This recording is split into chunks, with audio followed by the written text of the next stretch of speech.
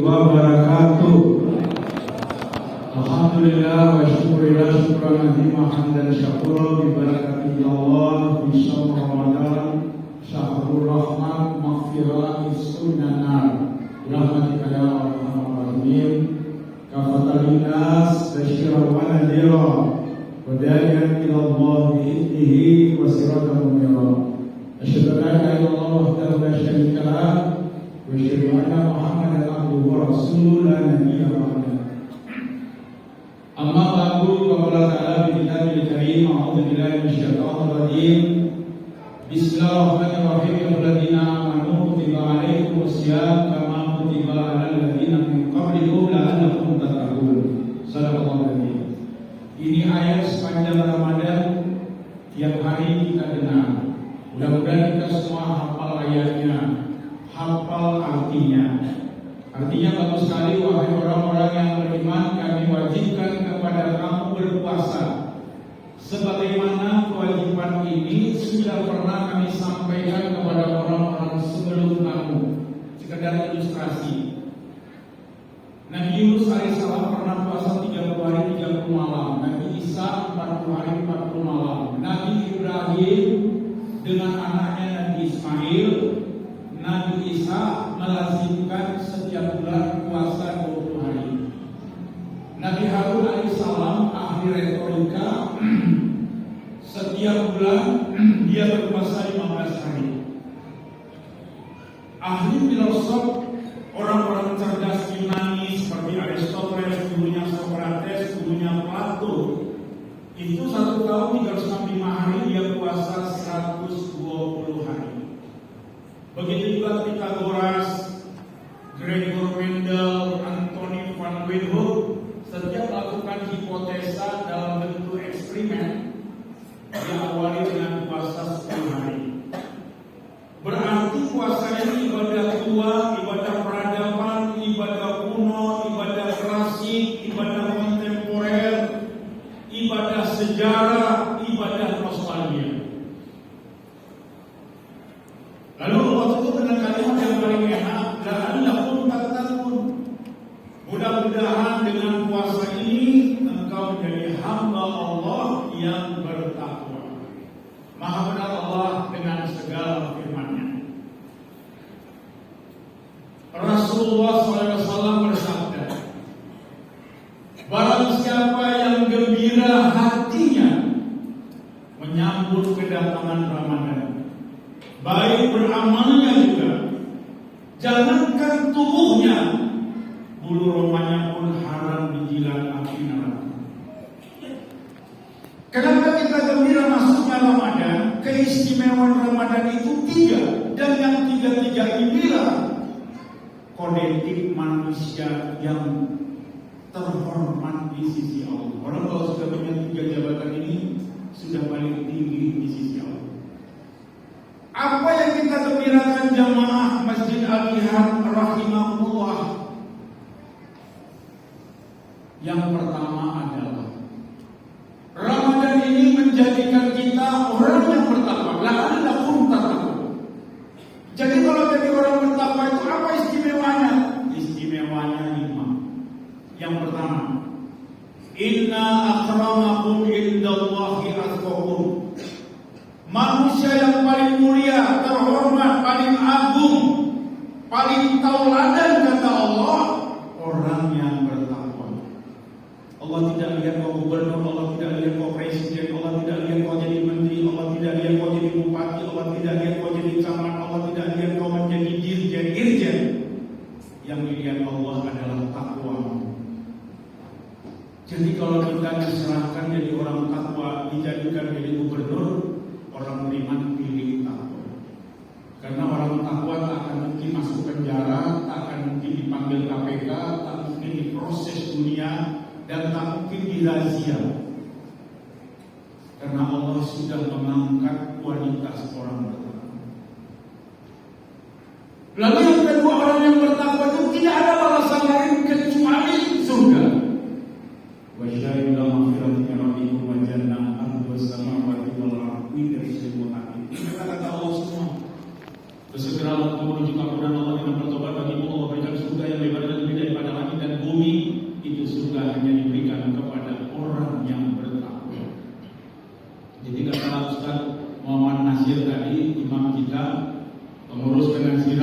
tukang pokan itu kenapa laris pokannya? Kenapa ada orang yang mengambil pokannya? Karena indikasi takwanya itulah membuat dia bahagia. Orang bertakwa itu bahagia dunia dan akhirat. Dan yang ketiga, orang bertakwa itu ada saja rezeki diberikan oleh Allah. Walau anna ahlal qura amanu wa taqaw fafatahna alaihim barakatin minas samai wal ardh. Jika penduduk negeri itu beriman bertakwa kepada Allah, kepala rumah tangga, masyarakat, lingkungan bertakwa dan beriman kepada Allah, Allah bongkar rezeki dari langit dan dari bumi untuk mereka. Jangan ibu pikir rezeki itu rumah besar, mobil banyak, istri cantik, suami ganteng, anak cantik-cantik, pandai bahasa Inggris, TOEFL-nya 1020. Itu masih kebahagiaan dunia. Tapi rezeki di atas itu apa? Rezeki orang yang bertakwa itu dia hidup dengan iman kepada Allah. Rezeki yang kedua sehat, rezeki yang ketiga Allah kirim ayam maknya Islam. Dulu kalau kita salah kirim ayam mak kita ke Islam, ya akan puasa kita tahun ini, tidak akan ke masjid Al-Jihad kita. Ini namanya apa? Iradah syariah, kehendak Allah yang menyenangkan manusia. Dikirim omahnya kita Islam, ini rezeki. Akmaltu lakum dinakum wa atmamtu alaikum ni'mati wa raditu lakum Islam madinah. Ini Islam didaktik metodologi pelajaran yang paling sempurna dunia dan akhirat. Dan satu-satunya agama yang Allah ridhoi Islam.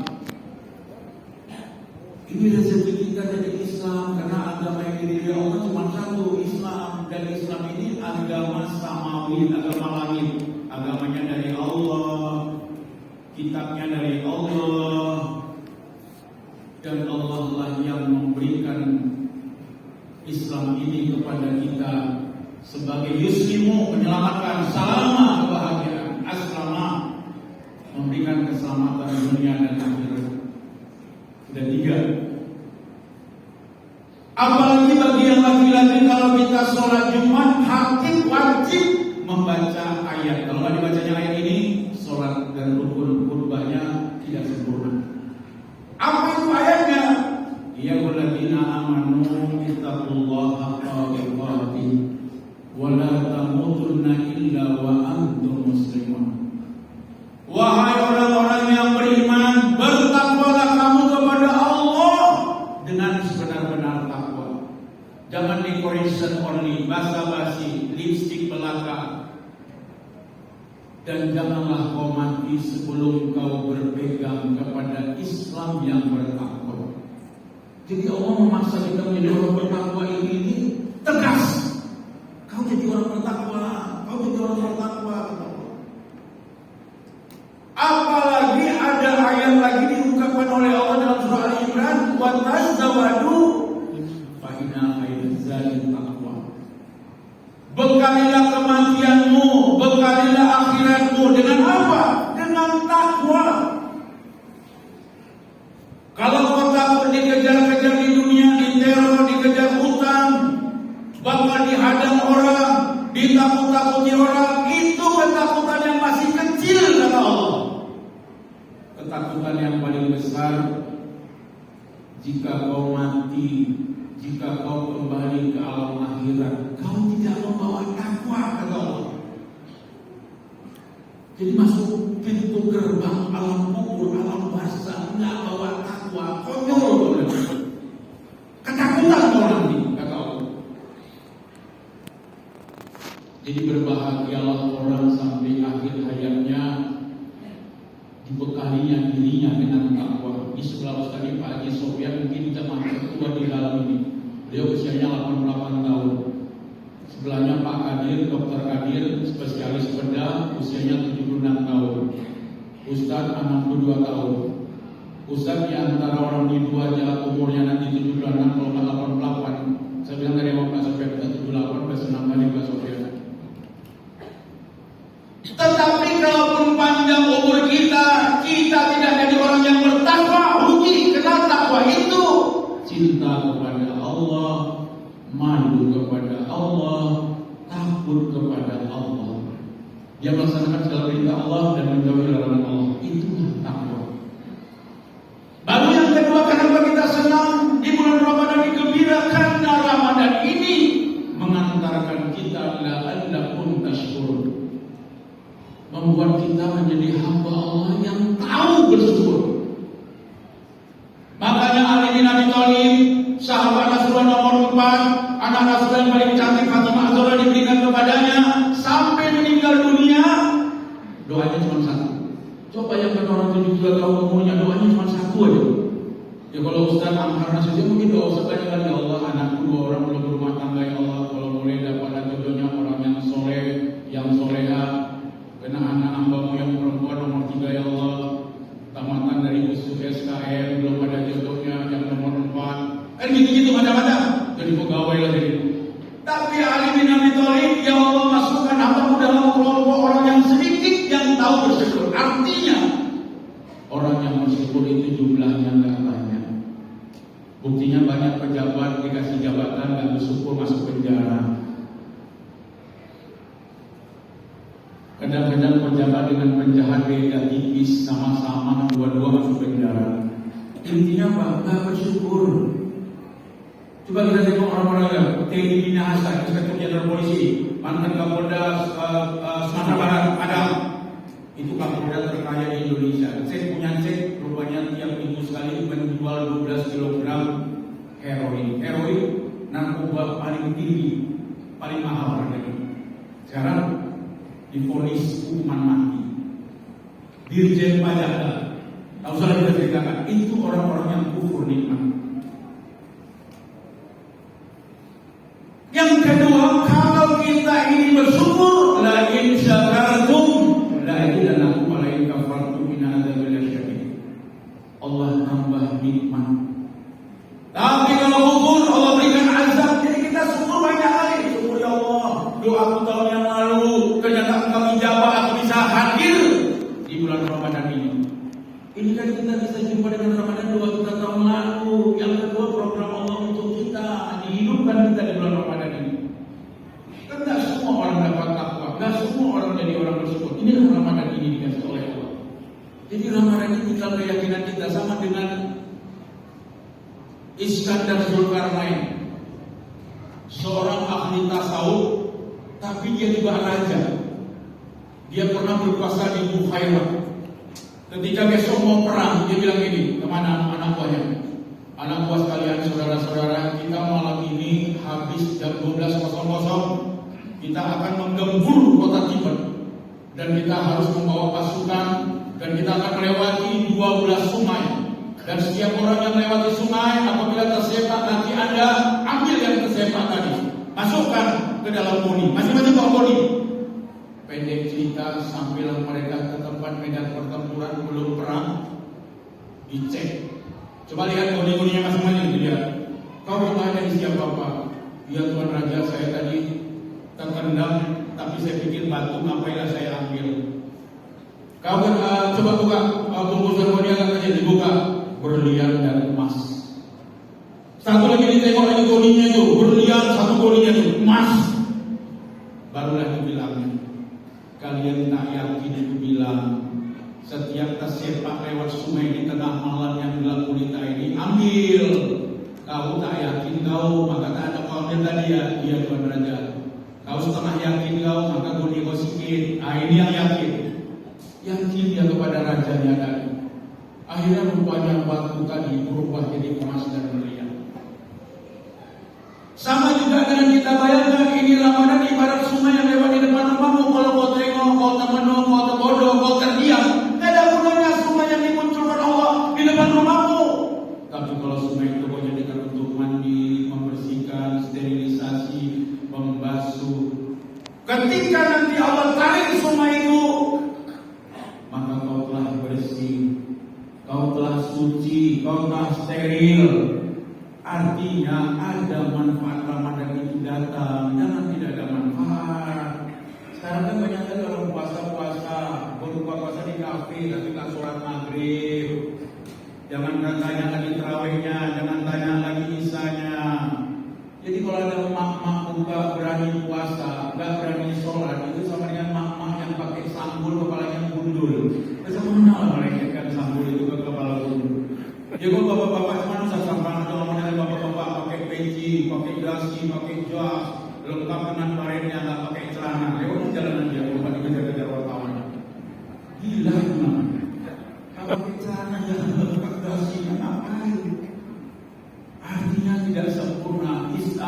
puasa itu rukun Islam ketiga, sholat itu rukun Islam kedua. Sekarang ada tren-tren yang kayak gitu, saya tengok. Bisa semalam makan di kafe Budaya kilometer 17,5 mengarah ke Belawan. Siap kami berbuka sholat maghrib kami. Habis itu lagi masih cakap-cakap lagi di situ, sholat tarawih kami itu. Kamu tengok ada segerombolan, gak usah kita bilang komunitas apa dia, ruang. Satu murid pikir kami kan sama yang punya ini Pak Bayu ini. Oh bang, nggak cukup di Bayu itu orang membakar. Kenapa tak ada yang sholat? Sampai kami tarawih di situ, sampai kami habis orang itu cakap-cakap terus, tak isah orang bilang. Itulah tren-tren yang bodoh, tak dimanfaatkan Ramadan. Terakhir yang ketiga, kenapa kita gembira masuknya Ramadan? Tujuan Ramadan ini la'allakum yarshudun. Semoga kau menjadi hamba Allah yang cerdas. Apa hubungan puasa dengan cerdas Ustaz? Rasulullah bersabda, sumu tasihu. Puasalah kamu supaya kamu sehat. Apa hubungan sehat dengan puasa? Pertama, gara-gara puasa tubuh kita ini pencernaan istirahat 1 bulan. 1 tahun 12 bulan. 11 bulan pencernaan ini capek. Apalagi kalau hari di luar Ramadan, hari Minggu, hari Ahad, kita makan pesta 5 tempat. Itu 2 hari makanan itu masuk, dikunyah oleh alat pencernaan. Itu capek deh. Kadang-kadang dia basa-basa amoy, capek kan dia. Kenapa capek kali Ustaz? Ini di sini ada dokter Abdul Madir. Di mulut ada pekerjaan. Apa itu? Gerakan mekanik. Di situ ada gigi taring, ada gigi seri, ada geraham. Gilas makanan. Siap masuk rombongan. Di rombongan ini ada gerakan peristaltik. Kalau kita Honda namanya pistol. Ini genjot-genjot ini. Dari tadi ada otot gelang. Habis itu masuk ke lambung. Di lambung juga bekerja. Kalau kita makan protein, jadi protein meninggal gitu. Masuk protein serelek dari telur sampai dalam lambung ada enzim pepsin dirubah menjadi asam amino. Asam amino itu ada asam aspartat, fenilalanine, leucin. Bapak nggak usah ngomong-ngomong di bapak ini belajar di dokteran. Masuk karbohidrat ada enzim peptidain dirubah jadi glukosa. Glukosa rumusnya C6H12O6. Glukosa itu ATP, adenosin trifosfat, sumber tenaga. Masuk lagi ke usus terbagi 3. Ilium, usus kosong, duodenum, usus progatari, ileum, usus gagal. Masuk duodenum, makanan itu sudah halus disalurkan ke kepala, ke tangan, maka kita berkeringat. Ada yang dibuang lewat ileum, dibuang ke rektum, ke anus. Ada yang cadangan makanan, ileum. Dia kerja itu capek. Maka bagus sekali ajaran puasa. Udahlah capek kali perutmu ini 11 bulan. Istirahat ya kata Allah. Lewat syariat puasa. Kita pun kalau kerja pagi, sore, malam nggak usah istirahat. 1 malam kita nggak tidur kehilangan 1.500 eritrosit. Eritrosit apa? Sel darah merah.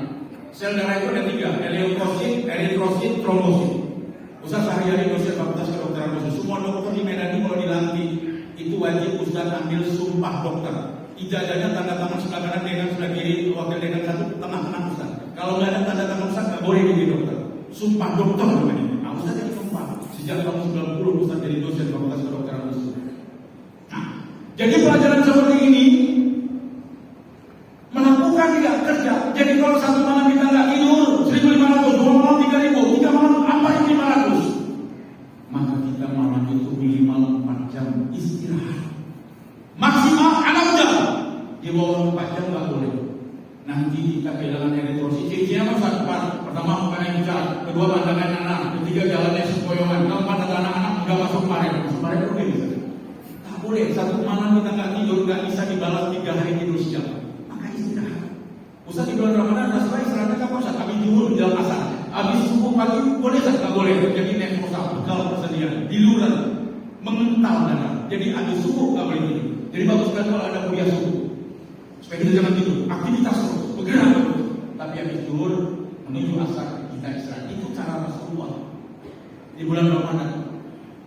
Terus habis itu lagi, apa lagi Ustaz? pH tubuh kita normal selama Ramadan. pH berapa normal? pH sama dengan 7. pH namanya esporidil ya, derajat kesamaan, kemudian mineral positif. Jadi kalau pH sama dengan 7, kita tahan puasa. Kita tahu puasanya mengalami 7 ya, letih, lemah, mulai, loyo, letih, lesu, lapar, apa lagi? 7 enak. Tapi gara-gara pH tubuh kita 7, 42 menit. Kita tadi bisa 44, kita berbuka di 18.35. 36. Jadi pas 13 jam. Jadi alhamdulillah pH normal. Ustaz, kalau pH di bawah 7, mencret kita terus-terusan. Muntah-muntah, berkeringat dingin. Misalnya, macam mana pH di bawah 7 Ustaz? Gak usah kita makan-makan pagi, aduk asam jeruk itu, minum asam jeruk. Nah, itu pH di bawah 7. Mencret kita terus-terusan. Belum sarapan, belum apa. Itu menunjukkan pH di bawah 7. Dites dengan lakmus merah, dia berubah menjadi biru. Ya, atau biru menjadi merah. Nah, ini dia. pH di atas 7 berbahaya. Kita nggak bisa buang air besar, nggak bisa buang air kecil, nggak bisa berkeringat. Jadi orang puasa ini pH-nya normal. Maka sampai sekarang punya kedokteran setiap orang operasi pasti disuruh puasa. Supaya pH-nya 7, supaya dipotong badannya 3 jam 4 jam, hidup dia. Mana ada dokter bilang, saya makan ini, Pak, Bu, besok ibu operasi Bu, tolonglah Bu makan banyak-banyak Bu, mana ini selera Bu, main kanan itu, bantu aja dulu. Itu dokternya kalau bilang itu 4 gendang ini, kalau nggak gila, salah diurusan. Atau dia dendam dengan pasiennya. Dendam dia kan ada juga dokter tuh yang suntuk dia udah 14 tahun operasi itu. Dia kan pengen jalan-jalan keluar ke berapa atau pengen umroh, kasih 3 aja cuma. Udah besok ibu operasi aja ya, makanya banyak kamu tahu itu meninggal. Pasti disuruh puasa. Dan yang ketiga yang paling hebat, selama kita puasa terjadi dekomposer. Timbunan lemak, ancamannya kolesterol jantung koroner, timbunan gula, ancamannya diabetes. Orang diabetes suka hari tidur pagi, orang diabetes gatal-gatal, orang diabetes mudah ngantuk, orang diabetes cakap lama-lama diganti kakinya, namanya amputasi. Orang diabetes tidak bisa memberikan kebahagiaan istrinya. Maka selama Ramadan, gula yang tertimbun dihancurkan, lemak yang tertimbun dihancurkan, protein yang tertimbun dihancurkan. Kenapa Ustaz? Karena kita puasa di siang hari, tenaga yang tertimbun dirubah menjadi energi. Makanya orang puasa berat tubuhnya berkurang. Kalau ada orang puasa berat tubuhnya naik, ini kemungkinan ada benar dibalik. Mana tahu sampai berbuat tahun-tahun di luar sudah pulang makan yang hijau, makannya segala-gala, siap makan tomodok, menjes, kawan-kawan itu naik berat tubuhnya. Makanya selama Ramadan dikasih Allah ya olahraga namanya tarawih. Kalau tidak ada tarawih berbahaya, perut kosong. Kita ini puasa ibarat mobil yang running itu cuma dua. Pertama tidak boleh bawa penumpang banyak-banyak, kedua tak boleh kencang-kencang. Makannya pun slowly and slowly. Supaya tentang Bismillahirrahmanirrahim. Allahumma barik lana fi ma razaqtana wa qina adzabannar. Teh manis, 2 potong kurma kalau Rasulullah siap itu berhenti sholat maghrib. Mau sholat maghrib baru dibaca doa. Bismillahirrahmanirrahim. Allahumma laka sumtu wa bika amantu wa ala rizqika wa taqtu bi rahmatika ya arhamar rahimin. Baru satu doa lagi, ada niat yang lain-lain, insyaallah dikabulkan Allah. Jadi doa Allahumma laka sumtu itu dibaca setelah makan. Tak boleh tong-tong Allahumma laka sumtu. Kalau sempat ada malaikatnya suku pandang kata Pak Sofyan langsung dia bilang heboh bana wa bodoh bana wa kancil wa. Artinya kalau tak pandai ucapan kata-kata syukur itu setiap makan. Nah itulah diucapkan. Hebatnya tarawihnya apa lagi Ustaz? Perut kosong diisi, gak boleh tidur. Nefrosa biliuran, pembengkakan, pembentalan darah. Maka dikasih Allah ya segala olahraga tarawih. Kalau tidak ada tarawih, kita wajib keliling lapangan benteng, lapangan merdeka. Kalau itu kita lakukan anak berenang, apa kata orang pakai? Alhamdulillah berenang. Anak berenang olahraga. Supaya jangan ketahuan, supaya jangan dilihat orang dicaci orang di dalam masjid. Naik turun. Macam di sini 23 rakaat, kaca 46 kali naik turun, terjadi reaksi aerob, makanan tanpa oksigen terbentuk oksidasi pembakaran. Oksidasi bisa jadi ATP, adenosin trifosfat. ATP secara reversibel berubah jadi ADP, adenosin trifosfat tambah fosfor dengan rumus itu sama dengan yang kali ini masa dikali suhu lanjutlah dengan di 1670 kilokalori. Ibu mau usah nanggung akan ngerti. Ini pelajaran kedokteran. Yang pasti pulang terawih haus, pulang terawih lapar. Itulah tandanya makanan tadi telah dirubah menjadi energi. Coba nggak ada terawih. Maka coba rasakan mana lebih enak puasa pakai terawih dengan puasa tidak pakai terawih. Lupa, pasti. Puasa pakai terawih. Selalu berdoa. Kasih hadiah yang mana saja. Begitu naik-naiknya. Amin. Amin. Puasa pakai terawih. Jelas Bu? Jelas? Paham? Baik, terima kasih. Assalamualaikum warahmatullahi wabarakatuh.